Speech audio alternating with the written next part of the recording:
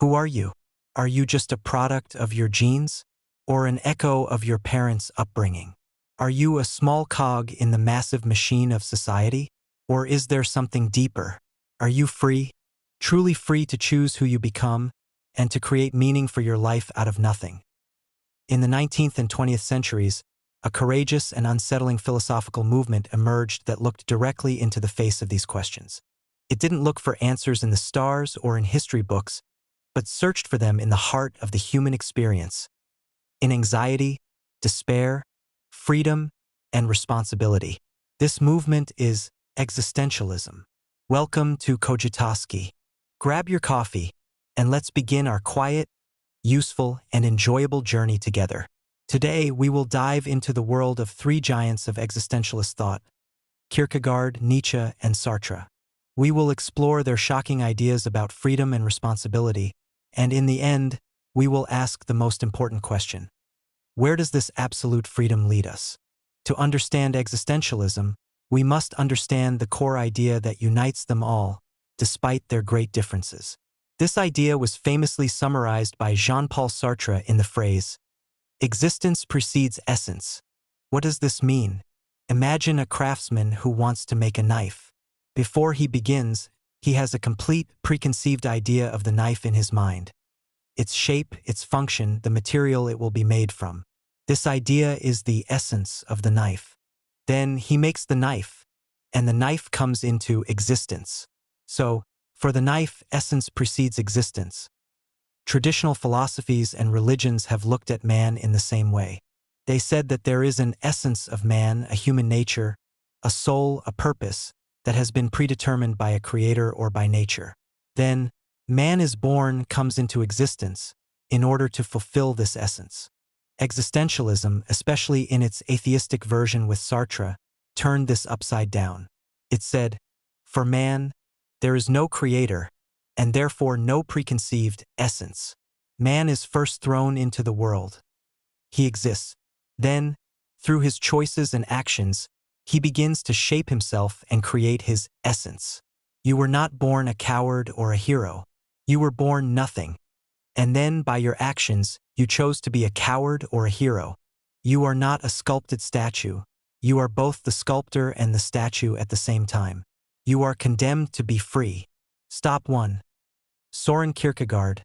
The leap of faith. Our journey begins with the spiritual father of existentialism, the melancholic Danish philosopher, Søren Kierkegaard.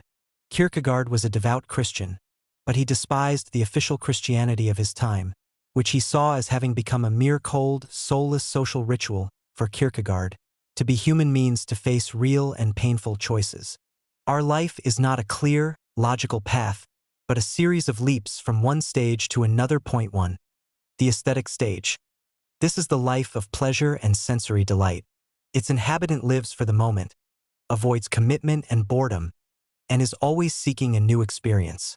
But this life, in the end, leads to despair and emptiness. Point 2. The ethical stage. Here, the person chooses commitment. They choose marriage, a career, and duty. They live according to rational, universal principles.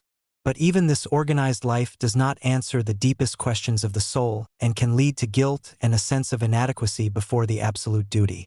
3. The religious stage. Here, the great leap occurs.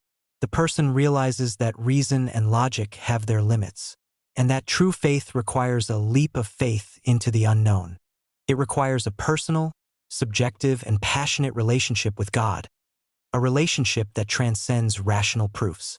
His most famous example is the story of the prophet Abraham, who was willing to sacrifice his son in obedience to a divine command that transcended all human ethical logic. Kierkegaard tells us that truth is not something objective we discover, but is subjectivity. Truth is what you live and commit to with passion. He did not call for denying God's existence, but for finding him in a living, personal relationship, not in a cold theological system. Stop 2. Friedrich Nietzsche. The death of God and the will to power of Kierkegaard was the anxious believer. Nietzsche was the revolutionary prophet who declared the death of God. When Nietzsche said God is dead, he didn't mean he had discovered that God doesn't exist. Rather, he was declaring that faith in God in Western civilization had died. It had become a mere habit, no longer the foundation upon which morality and values were based. And with the death of this foundation, Nietzsche saw that a catastrophe would follow: nihilism. If there is no God, then there is no absolute right and wrong, and no meaning or purpose to existence. Everything is permitted, and everything is worthless. But Nietzsche did not surrender to nihilism. He saw it as an opportunity for the emergence of a new kind of human, whom he called the Übermensch or Overman. This Overman does not weep over the death of God, but accepts the enormous responsibility that comes with it. He is the one who will create his own values and impose his own meaning on the world. The driving force of this Overman is the will to power. This phrase does not necessarily mean dominating others, as it was misunderstood, but rather a fundamental drive to grow, to overcome oneself, to expand, and to achieve life's maximum potential. The Overman is an artist who sculpts his life as a work of art, according to the values he has chosen for himself. Nietzsche places us before a terrifying choice. Either we sink into nihilism and chaos after the collapse of old values, or we become gods ourselves and create new values from our own free will. Stop 3. Jean-Paul Sartre. Condemned to be free, we arrive at the most famous of the existentialists, Sartre, who took Nietzsche's ideas to their logical conclusion in post-World War II France. For Sartre, since there is no God, there is no human nature.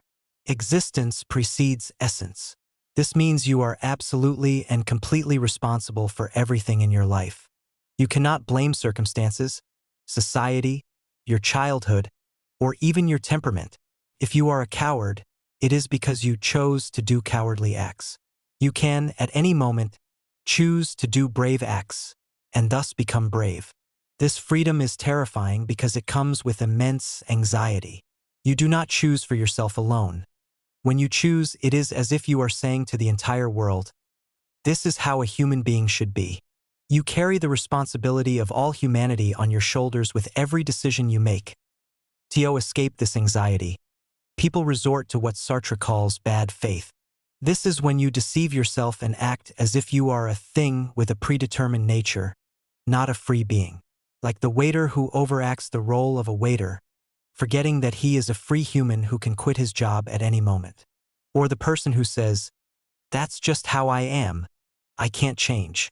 This, for Sartre, is self-deception, an escape from the responsibility of your freedom. Conclusion.